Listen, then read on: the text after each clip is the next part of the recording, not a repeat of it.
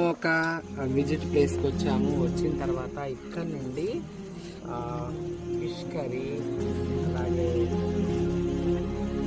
వంటలన్నీ రైస్, అలాగే ఆలు పాలకూర ఇవన్నీ వండుకొని మేము అందరం కూడా ఇలా ఇక్కడే ఉండి తినడానికి వచ్చాము. ఒక వనభోజనం లాగా వచ్చాము.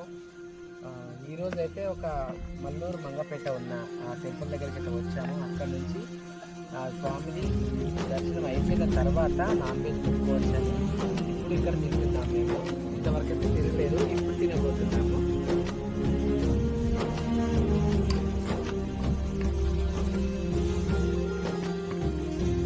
నాకు చాలా ఇష్టం. నాకైతే చికెన్, ఎక్కువ ఫిష్ తినలేదు కాబట్టి చికెన్ తింటున్నాను.